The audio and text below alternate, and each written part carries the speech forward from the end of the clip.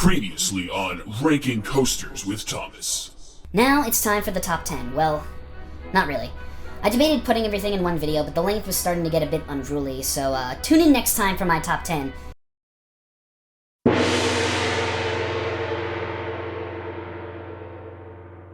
Welcome back.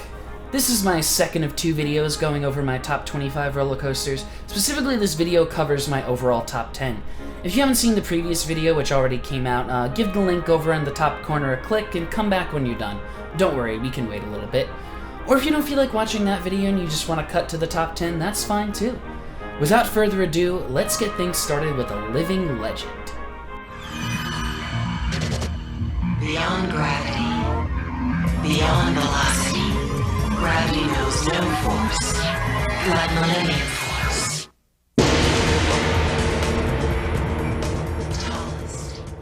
The OG Giga. For years, Millie was my number one coaster by a wide margin, and a decade later, I'm happy to say that Millie still has the sauce.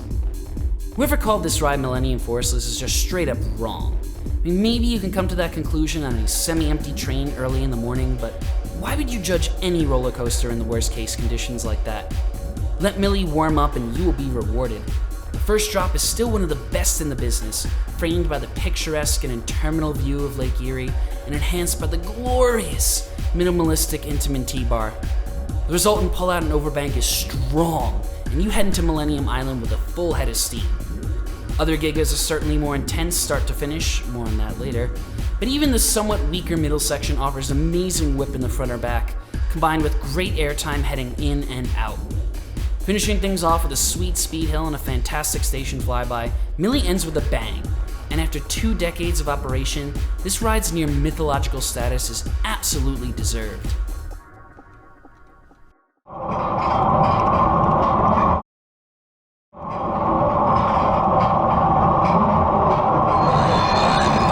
Look who's riding the Magnum.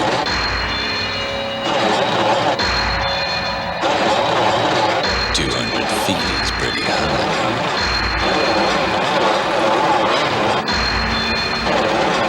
Well, what goes up must come down. Even when you see it, you won't believe it. The Magnum XL-200. Get to the point.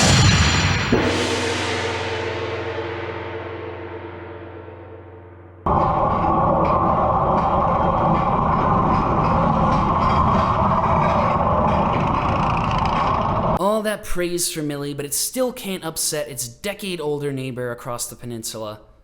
It was close, though. Cedar Point is truly an embarrassment of riches, and I would do disgusting things to get any of their top 5 rides into one of my home parks. None more than Magnum XL-200.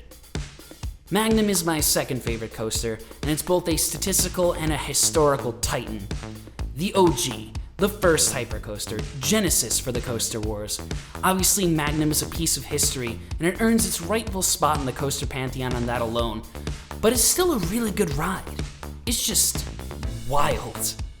Unhinged, from the moment you drop off the lift into the surprisingly forceful first drop, to the last of the famous, comically powerful triangle airtime hills that make up the finale.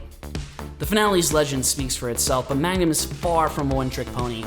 For some reason, no one talks about the third hill, which in the back is the best sustained moment of ejector airtime on any coaster I've ridden. I'm serious. Magnum is just the right amount of janky aero charm throughout, and the awkward banking and lack of heartlining gives the slightly dull turnaround enough hilarity factor to put me in stitches every time. And it only gets better from there. Grab the red train, car 1, row 3, and feel yourself fly into space. It's a bit rough, but totally bearable as long as you don't staple yourself. Put the seatbelt tight and leave a little room in the lap bar and you'll be fine. The Magnum has a personality that few other coasters can match. I don't think Magnum is going anywhere, but I hope Cedar Point preserves its janky construction for decades to come. Much like Viper, its outdated building techniques are what make the ride so unique, and in my eyes, so elite.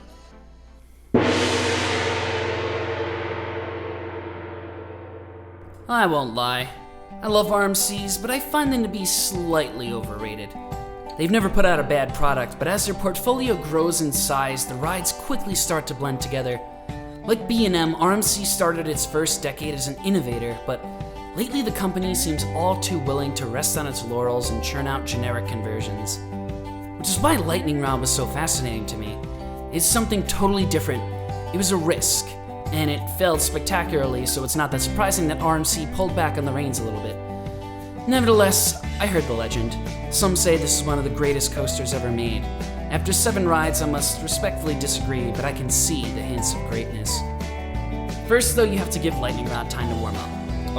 Okay, ride it first thing in the morning to make sure you get the credit before it breaks down for half the day, or longer. But it really does run noticeably slower out of the gate. Night rides, though, are where dreams come true. The launch is great, and surprisingly punchy, too. You're not taking the crest of the first drop at 2016 speeds, but the pace is more than enough to eject the whole train as it falls interminably into the valley. The wave turn is just awesome. Sometimes sideways airtime feels cheap and gimmicky to me, but this time I was out of my seat and floating for what felt like an eternity. From there, it's a blitz of strong ejector. The highlight, of course, is the quad down, and it lives up to the hype. The whole experience is really enhanced by the terrain, too, as the train barrels down the mountain and heads back towards the station. 2 things stop Lightning Rod from moving up any further. First is the length. It's just too damn short. You fly into the final breaks with too much momentum, just wanting more. And that's not the main issue, though. I've seen older POVs. I know how fast this ride used to run. And I get why it doesn't run like that anymore, because the structure was literally tearing itself apart. But if Lightning Rod feels like this, neutered and eye-boxed out of its former glory, I cannot help but pine for the insanity of the original experience. That must have been so batshit crazy, it might have just taken my #1 spot. But for now, that will only be a dream.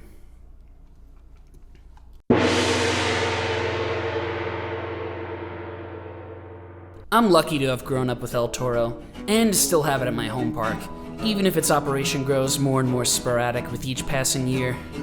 I've lapped the bowl triple-digit times, which of course colors my perception of the ride, but if anything, the familiarity of the experience has made Toro feel less special to me.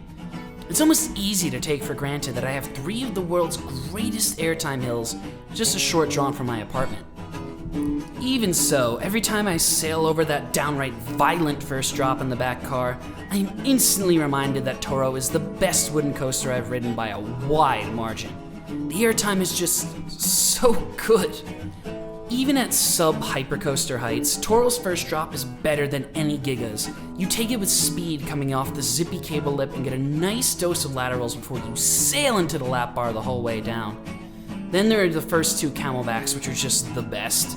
Sustained ejector, great whip, absolute chaos. El Toro does let off the gas here through the turnaround and the floaty hills that send you back towards the station, and you may get jackhammered a little bit here. But the Rolling Thunder Hill quickly redeems things. It's so strong it should be borderline illegal.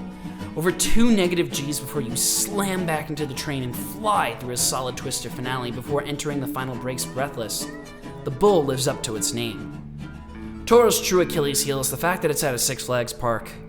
I've witnessed this prefab go from glass smooth to near ride-breaking roughness over the past 15 years, and the unfortunate incidents in 2021 and 2022 only serve to underscore the neglect that this elite coaster has been receiving. I only hope that Great Adventure does the right thing and restores El Toro to its former glory with a full retrack.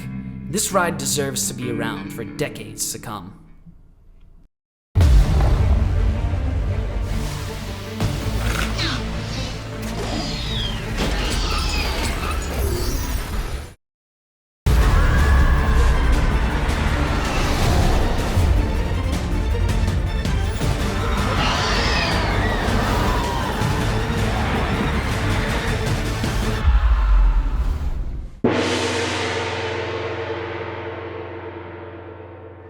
If Maverick is a consistent B+ coaster, then VelociCoaster is a consistent A-. Outside of the Mosasaurus roll, but more on that later. VelociCoaster is the platonic ideal of the Blitz coaster. It takes every positive aspect of Maverick and cranks it up a notch. Better trains, better airtime, better launches, better layout, and of course, better theming. We are lucky that a coaster this well themed could be this thrilling. The ride is everything you expect from Intamin and surprisingly reliable to boot. Great whips and airtime pops are peppered throughout the layout, starting with the claustrophobic and breakneck dash through the Raptor paddock. It's full of awesome near misses and sweet visuals, especially up front, which is actually where I prefer to ride this. The paddock is just a taster for the second half though, where things really pick up with a kick-ass rolling launch.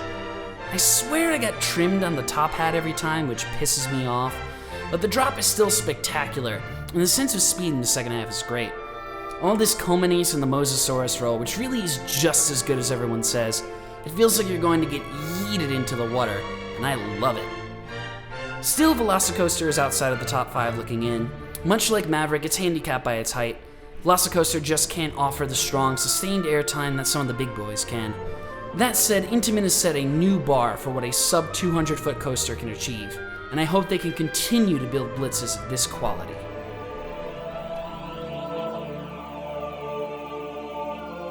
Number 5. Skyrush at Hershey Park. The first of 2 batshit insane Intamins that should have never been built take up firm residence in my top 5. Skyrush is mental. From the moment you leave the station when the cable yanks you out with prodigious force, you know it's about to go down. The lift absolutely sends you over the first drop with insane, sustained ejector airtime. Don't get complacent though, as halfway down the drop the floor falls out from underneath you and you get this glorious yank that should honestly be illegal. The pullout switches things up quickly, pummeling everyone with positives and sending the train into one of the best airtime hills anywhere. And from there, the story is pretty easy to follow. Crazy airtime, occasionally great positives. It's really a bit of a shame because it's all over before you know it. Or maybe that's a mercy. Yes, we need to talk about the restraints. I took my poor arthritic 60-year-old mother on this ride opening year, and I don't think she's walked the same ever since. That said, it's usually tolerable if you aren't stapled. 90% of the time I ride Skyrush without any issues, but 10% of the time the restraint will come down on my thighs just a little bit too tight, and I'll have booked myself a one-way ticket on the pain train. The restraints used to not release on the brake runs, so imagine that. Most of the time though, it's not a big deal, and I can take the restraints in exchange for one of the most unhinged coasters the world has ever seen. Bravo, Intamin. Number 4. The tallest, fastest giga coaster in the world. Experience the most terrifying ride on Earth.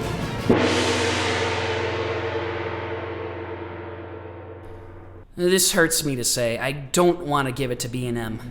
It seems impossible that a company known for playing it safe, the boring and mild manufacturer, can make something this good.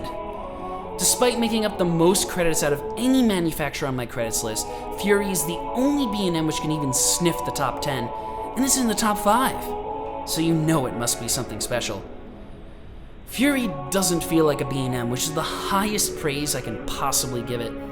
It is more forceful than Orion everywhere, and that is immediately evident from the first drop, which feels positively endless and teeters on the edge of ejector in the back. Fury then pummels everyone with positives as you whip through, yes, an actually forceful overbank, and proceed to absolutely fly through an incredible low-to-the-ground twister section. Only Millie can come close to matching Fury's sensation of speed, but somehow the B&M brings more force. I can't believe it.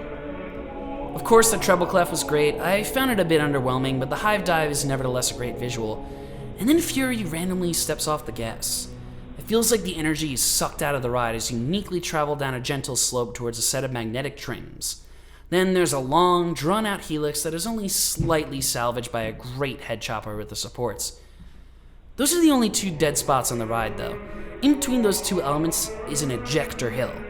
And the first time I rode, I had to pinch myself to make sure I wasn't dreaming. Ejector airtime with B&M clamshells. That's not all either, as the final 2 airtime hills continue to shock with their strength, and you sail into the final brakes with a strong head of steam, nonetheless very satisfied. Now I have to admit I was skeptical. Fury's reputation speaks for itself, but riding Orion 2 weeks earlier prepared me for disappointment. I'm happy to say though, my expectations were not just exceeded, but absolutely blown away. Now why the hell isn't every B&M this good?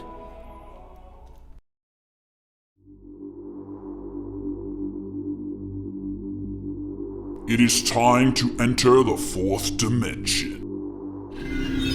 X has landed. Explore a new dimension. Action that exceeds all expectations. X, experience the extreme. Only at Six Flags Magic Mountain. Now, the Extreme Park.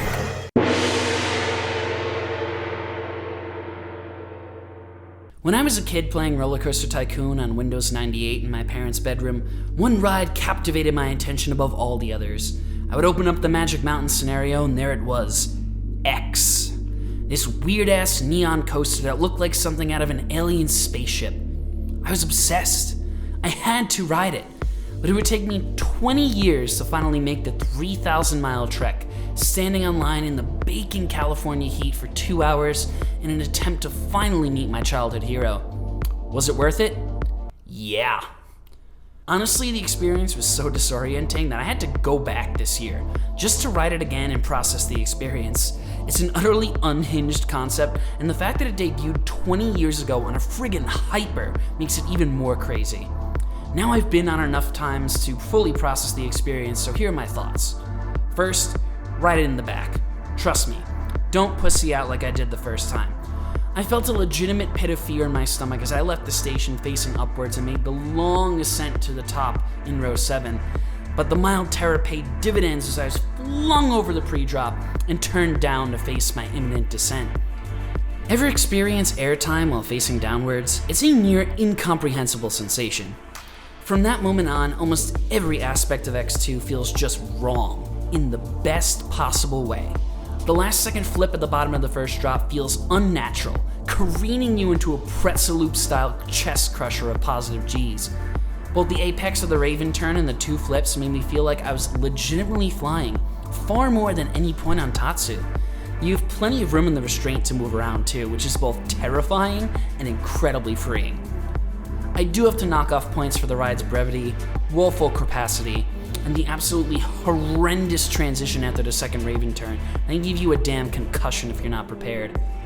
Seriously, the bouncing I can handle, but retracking that short little section would make the ride so much better. These small dings aside though, I'm glad that X2 lived up to the hype. It remains the king of Magic Mountain 20 years later. Unique and utterly demented, I am on my knees begging SNS for another 4th dimension installation on the East Coast. Please. Please? Gentlemen, start your engine!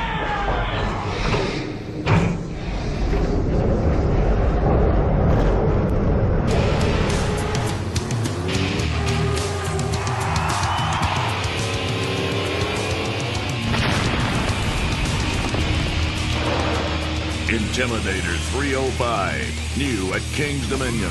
Inspired by Dale Earnhardt, it's the biggest, baddest, meanest coaster on the East Coast. A fitting tribute to the world's greatest driver. Intimidator 305, new this summer at King's Dominion. The legend rides on. I cannot believe that a park agreed to build this coaster. Sure, the general public is afraid of roller coasters, but Intimidator 305 is so intense that King's Dominion's marquee attraction is a ghost town on all but the busiest of days. Financially and reputation-wise, I-305 was a mistake, and it was the best fucking mistake Intimate and Cedar Fair ever made. Now this may sound kinda crazy, probably because it is, but I-305's best experience on the ragged edge of consciousness, succumbing to heat exhaustion and struggling to maintain vision through the godly, punishing first helix. Now you can get through the helix if you hold your breath and tighten your abdomen up like a fighter pilot, but I'm not even joking. Let yourself go and let the bone-crushing force suck the life out of you. And don't expect the ride to let up much either, as the helix is immediately followed with a powerful, sustained ejector airtime hill that leads into another crushing turn and another spectacular helix. And then come the whips. I-305 changes direction with such violence and at such speed that you legitimately get airtime through what feel like fighter pilot maneuvers. It's hard to describe the sensation, to be honest, but I love it. I just absolutely adore the feeling of chucking your body into the turn as the train rotates with pure ferocity. These feel like the whips on blitzes like VelociCoaster and Maverick, but turned up to 11, or more like 14. Through all the insane whips and prodigious positive Gs, people tend to lose sight of another huge aspect of the ride.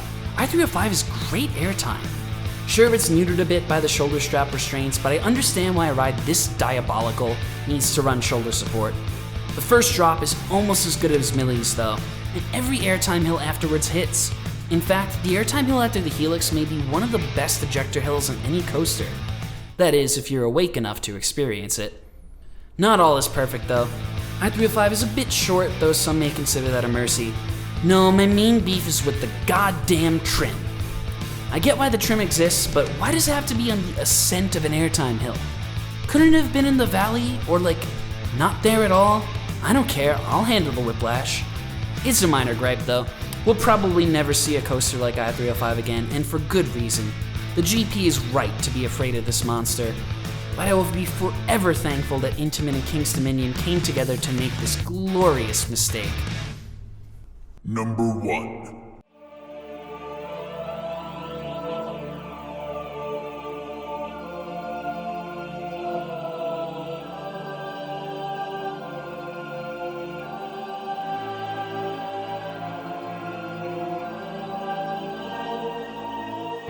Steel Vengeance at Cedar Point. Yep. So many hot takes, and yet my number 1 is a cliche. It just goes to show, after countless rides and so many other coasters and many contrarian takes, it's still hard to deny that Steel Vengeance may just be the greatest coaster in the world. It's got it all. Height, speed, intensity, smoothness, length, and of course, airtime. So much airtime. CP and RMC were really swinging for the fences when they piled another 50 feet on top of the already gargantuan Main Street. But it's safe to say the gamble paid off. That first drop is wild. Even in the first 2 rows, you get sustained ejector the whole way down.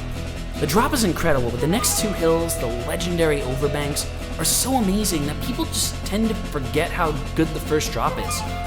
I prefer the first overbank. Both offer strong and sustained, delightful ejector, but the first awkwardly kinks halfway through and gives a nice surprise of laterals. From there, you fly through the first half. Steve never relents from its breakneck pacing up to and through the mid-course brake run, which if you're lucky enough will barely tap the train. Even if the brakes do hit though, the drop off the mid-course will send you flying, and the train will sail over the awesome twisted drop that dives into the structure and kicks off the 3rd lap in earnest. I can't give Steve a 10 though, and that's because of what happens next. Once you pass that glorious drop into the wood superstructure, Steve gets a little too busy for its own good. The assault of airtime hills and unbelievably tight transitions never lets up from here, and it starts to wear. You can hear the screams of joy slowly morph into screams of pain every ride. Unlike Magnum's Triangle Hills, there's no break in between elements, no quick second to resettle yourself before the G-forces throw you in a completely different direction. It's a symptom of a problem I have with practically every RMC.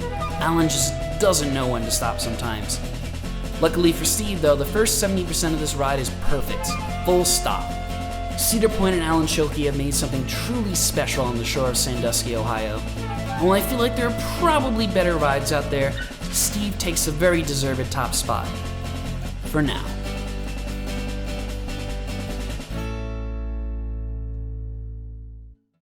If you made it all the way here, thank you for watching. I really appreciate it, and I hope you enjoyed this in-depth look into my top 25. If you think it would be interesting, I'm debating doing a similar breakdown for my 10 least favorite roller coasters, so let me know if you're down for that in the comments. Thank you so much, have a very Merry Christmas, and Happy Holidays.